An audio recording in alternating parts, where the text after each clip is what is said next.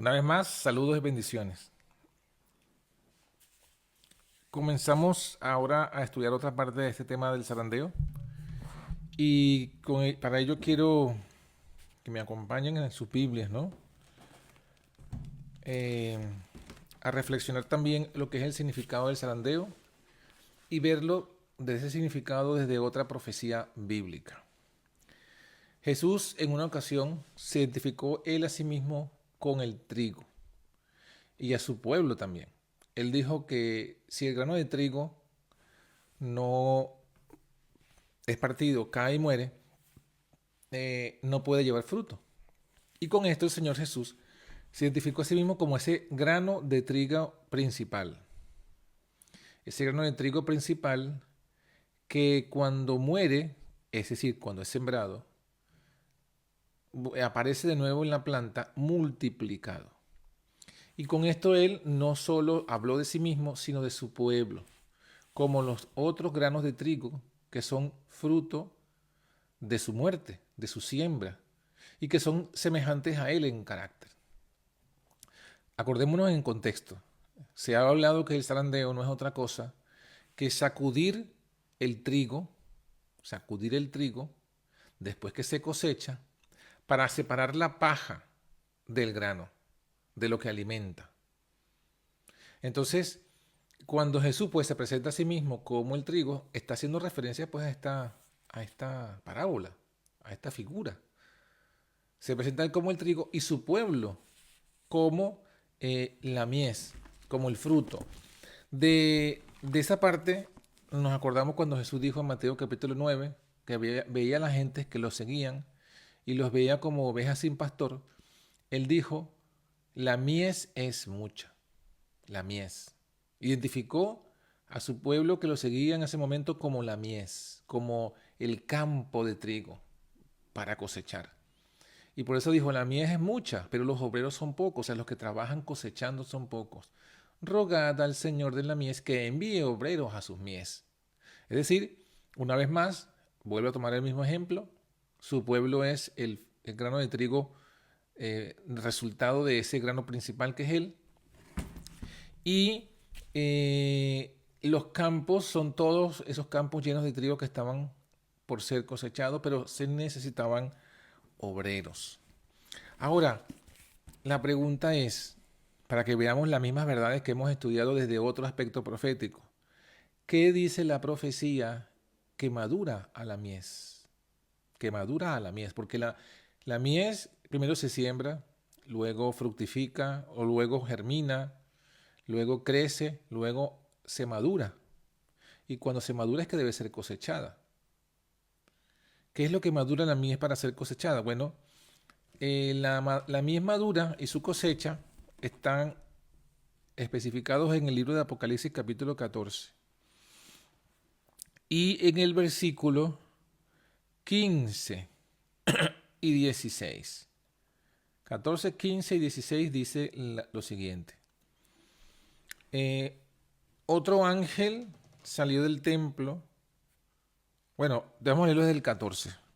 Miré aquí la nube blanca y sobre la nube uno sentado, semejante al Hijo del Hombre, que tenía en su cabeza una corona de oro y en su mano una hoz aguda. O sea, el Hijo del Hombre se representa como una hoz, que tiene una hoz aguda. La hoz es lo que se usa para cosechar el trigo. Y salió otro ángel del templo clamando en alta voz al que estaba sentado sobre la nube. Mete tu hoz y ciega, porque la hora de cegar ha llegado. Porque la mies de la tierra está madura. Entonces aquí está la clave. La mies, tu pueblo, los que se asemejan al trigo original, están maduros. Y si están maduros, es hora de cegar. Y Jesús viene y dice aquí el versículo siguiente, el que estaba sentado sobre la nube echó su hoz sobre la tierra y fue la tierra cegada. Es decir, vino a buscar a su pueblo, que ya tenía ese trigo reproducido, copia del original. Cuando el carácter de Cristo sea perfectamente reproducido en su pueblo, entonces vendrá él a buscarlos como suyos. Aquí es lo mismo que está diciendo esa cita de palabras de vida del gran maestro. Jesús viene cuando el trigo esté maduro, cuando el carácter de Cristo esté perfectamente plasmado en su pueblo. Pero ¿qué es lo que madura el grano? ¿Qué es lo que le hace que el trigo sea purificado y sea separado de esa cizaña o de ese paja? Bueno, el contexto. Cuando se dice esto, la mies de la tierra está madura, el contexto viendo hacia atrás es que ha pasado un proceso que en la profecía bíblica se presenta como el mensaje de los tres ángeles. El mensaje de los tres ángeles ha pasado y por ese mensaje ha madurado la mies. Por la lluvia tardía que ha sido venida por ese mensaje, ha madurado la mies. El mensaje de los tres ángeles aparece, ¿no? Desde el Apocalipsis 14, versículo 6, donde está el primer ángel que habla, el 6 y el 7, del juicio, de la hora del juicio y de la adoración al Creador. El segundo ángel habla de la caída de Babilonia, de su vino y de salir de ella. Y el tercero habla en contra de la adoración de la bestia, de su imagen y de recibir la marca de la bestia. Y justamente después de eso, después de esos tres mensajes, en el versículo 12 dice, aquí está la paciencia de los santos. Aquí están los que guardan los mandamientos de Dios y la fe de Jesús. Entonces fíjense que justamente esos tres mensajes dan como resultado una mies madura. ¿Y qué es la mies madura? El pueblo que guarda los mandamientos de Dios y guarda la fe de Jesús. O sea que era necesario, noten, el mensaje de la ley, del sello, del sábado, de los 10 mandamientos, de la ley moral, no de la ley ceremonial, y de la fe de Jesús. Aquí se nos muestra también entonces que la parte que completa esta obra es el mensaje de la fe de Jesús, que sabemos, ya lo hemos visto, se lo preguntaron en el N de White, cuando Waggoner y John predicaron, los acusaron de estarse apartando del mensaje, porque estaban hablando de la fe. Y ella respondió, el mensaje de Waggoner y Jones es el mensaje del tercer ángel en verdad. ¿Por qué? Porque corresponde a la fe de Jesús. El mensaje de los mandamientos de Dios es el mensaje que predicaron los pioneros. La ley ha sido predicada. Pero la fe de Jesús, dándole igual importancia, dice ella, no había sido predicada hasta 1888, cuando fue predicada. Entonces, esos dos complementos, ese es el mensaje del tercer ángel. Ese es el mensaje que madura la mies de la tierra. Ese y no otro. Y ese mensaje es el causante, ya vimos, del zarandeo. Aquí tenemos otra cita donde dice lo mismo, aunque no usa la palabra zarandeo. También es de Primeros Escritos. Y dice así, es un párrafo que forma parte de un testimonio que está titulado el capítulo La fidelidad en la reunión de testimonios. Y bueno, habla justamente de cómo hacer las reuniones interesantes. Por cierto que deberíamos leerlo todos nosotros para hacer nuestras reuniones interesantes. Habla de cómo hacer las reuniones interesantes y espirituales, obviamente, ¿no? Habla de los testimonios, que hay que dar testimonios, que deben ser, cómo deben ser los testimonios, que todos debemos hablar, etcétera, ¿no? Y luego, al final, parece que dice algo interesante. Habla luego de el lavamiento de los pies, una señal de que debe estar en la iglesia. Habla también del beso santo, todo relacionado con las reuniones. Y al final dice algo interesante. Parece que está fuera de contexto, pero sí lo colocó en la inspiración. Y dice así: vi luego el tercer ángel. Está hablando de una visión. Vi luego el tercer ángel. Dijo mi ángel acompañante: su obra es terrible. Su obra es terrible. ¿Por qué? Dice, es el ángel que ha de separar el trigo de la cizaña y sellar o atar el trigo para el granero celestial. Estas cosas debieran absorber completamente la mente y la atención.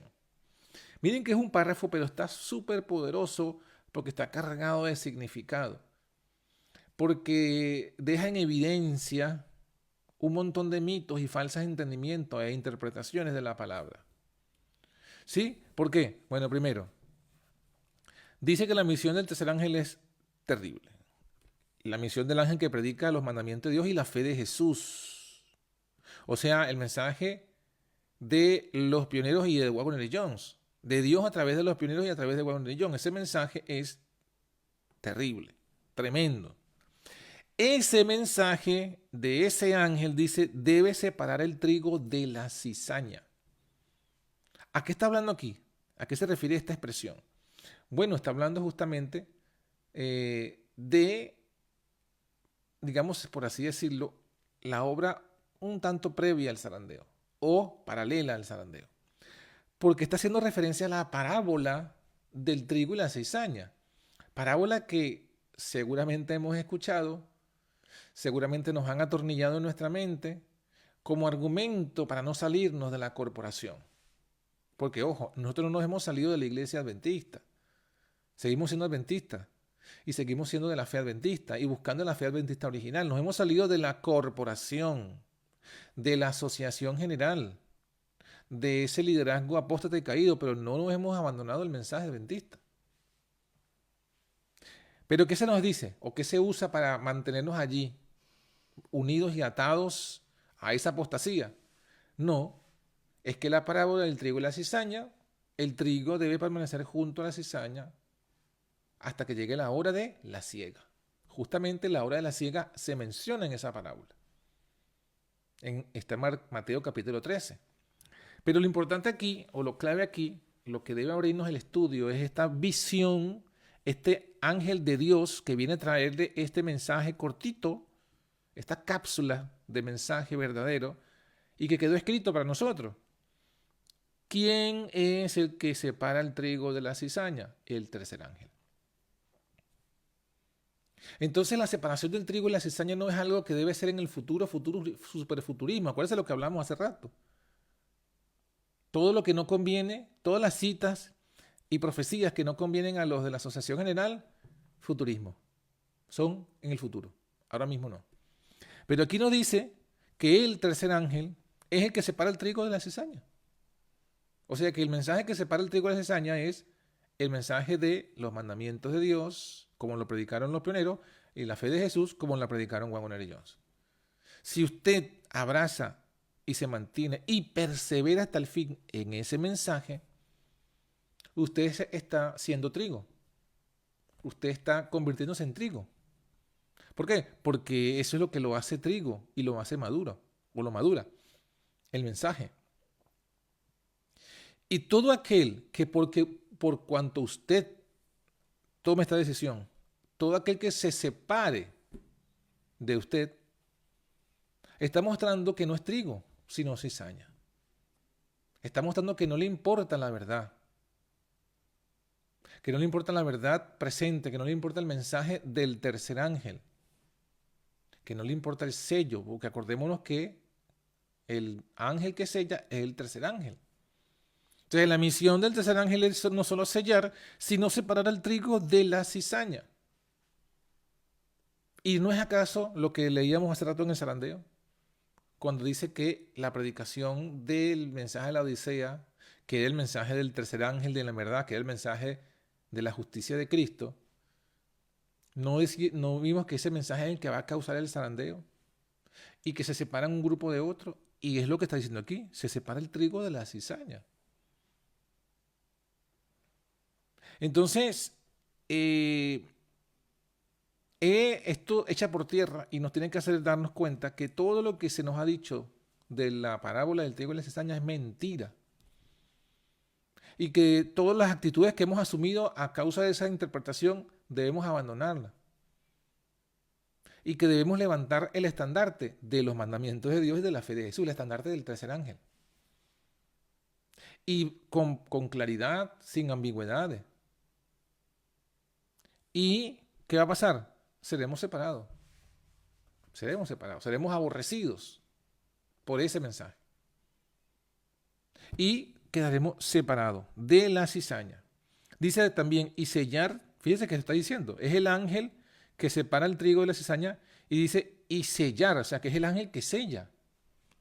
O ata, una tercera cosa, el trigo para el granero celestial. O sea, sella o ata, que es lo mismo, el trigo para el granero celestial, para que Jesús venga, como dice Apocalipsis, a cegar la mies de la tierra. Él no viene a buscar paja, ni viene a buscar cizaña. Jesús viene a buscar trigo para su granero celestial. Trigo que está sellado y atado. ¿Y quién es el que lo sella? El tercer ángel. ¿Quién es el que los ata? El tercer ángel. ¿Quién es el que los separa de los que son falso trigo? Porque la cizaña es un falso trigo. La cizaña, dice allí, es un enemigo, ha hecho esto. La parábola dice, cuando los siervos dormían, vino el enemigo y sembró cizaña en el campo. Cuando los siervos dormían, cuando los pioneros pasaron a la muerte, vino el enemigo y sembró las doctrinas cizaña, que los que han recibido y defienden esa doctrina cizaña, esa doctrina los ha vuelto cizaña. Esa simiente del maligno los ha vuelto cizaña. Y a nosotros la simiente de la palabra de Dios nos va a convertir en trigo. Pero esa cizaña, esa semilla de cizaña fue sembrada cuando durmieron los siervos, los pioneros. 1924 murió el último pionero. 4 años más tarde se comenzó a sembrar la cizaña. Sembradores de la cizaña, Leroy Edwin Froome. Y de allí todos los que han seguido, porque él es el apóstol, atención, Leroy Edwin Froome es el apóstol de la apostasía omega. Y usted se va a dar cuenta que todos los que defienden la apostasía omega siempre citan y siempre hacen referencia a Leroy Froome, porque él fue quien cambió la doctrina del Espíritu Santo. Él fue quien cambió la doctrina del Hijo que no es Hijo. Él fue quien cambió la doctrina de que no hay Dios sino Trinidad. Y él mismo él mismo en 1950, esto lo hizo en 1928 y 31, lo de la deidad y el Espíritu Santo. Y en 1950, este mismo señor, Leroy Edwin Froome, estableció que Jesús no tenía carne de pecado. Es el mismo que luego escribió el libro Question on Doctrine. Y es el mismo que escribió el libro Movimiento del Destino, donde estableció todas las supuestas verdades de la apostasía omega. Y ya se lo he dicho en otras ocasiones, es el mismo que fue el editor en jefe de la formación del comentario bíblico adventista en la década de los 50. O sea, él es el apóstol, la piedra angular de la apostasía omega en el movimiento adventista. Él es el que sembró la cizaña y que ha dado fruto. Y bueno, así como esa cizaña, esa doctrina falsa ha producido cizaña o gente cizaña,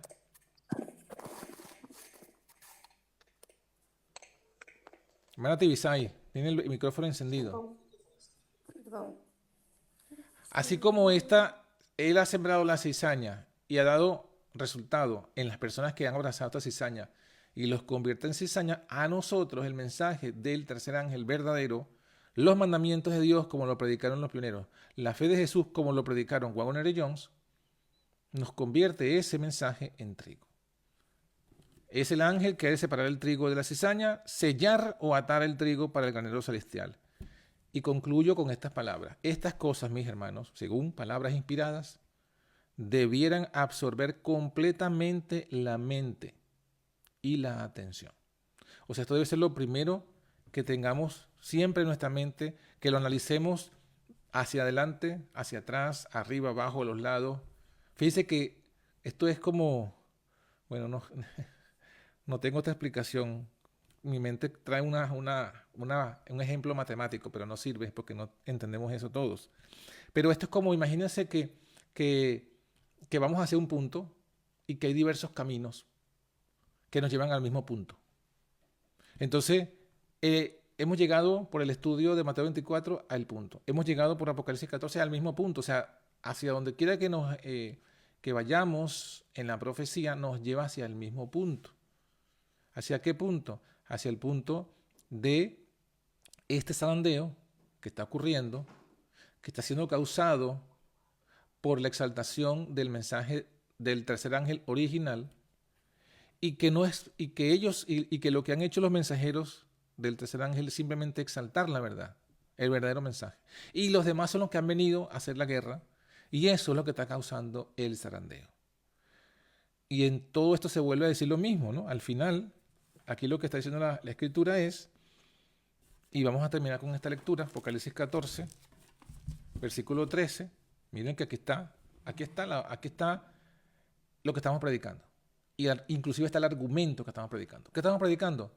Que el mensaje del tercer ángel es los mandamientos de Dios tal como lo predicaron los pioneros. Y la fe de Jesús tal como la predicaron Warren y Jones. Eso está aquí en el versículo 13. Oí una voz del cielo que me decía, Apocalipsis 14, 13. Oí una voz del cielo que me decía, escribe, bienaventurados los muertos que de aquí en adelante mueren en el Señor. En esto sí que no hay duda. En esto que estamos todos de acuerdo, todos los adventistas de las diversas grupos. ¿En qué? En que esto se refiere a los pioneros. Dice, bienaventurados los muertos que de aquí en adelante mueren en el Señor, los pioneros que murieron en el Señor. Sí, dice el Espíritu, descansarán de sus trabajos. O sea, están descansando. Su sueño, su muerte es un sueño, un descanso. Pero sus obras con ellos siguen. Sus obras. Es decir, su obra, la obra que Dios hizo a través de ellos al dar el mensaje de los mandamientos de Dios y la fe de Jesús, a pesar de que la mayoría lo desprecia, sigue. Y por eso es que Elena de White fue inspirada para escribir, se me han dicho que los muertos deben hablar. Y está haciendo referencia a esto, los muertos. ¿Cuáles muertos? Los pioneros. ¿Cómo van a hablar? Deben ser reimpresos sus escritos. ¿Por qué? Porque ellos tenían el mensaje que Dios les dio. Bienaventurados los muertos que de aquí en adelante mueren en el Señor. Sí, dice el Espíritu, descansarán de sus trabajos porque sus obras con ellos siguen. Y justo después de esto es que aparece el llamado a Jesús con la hoz, mete tu hoz y ciega, porque la hora de cegar ha llegado. Que Dios nos bendiga y que estas cosas absorban completamente nuestra mente. Bendiciones.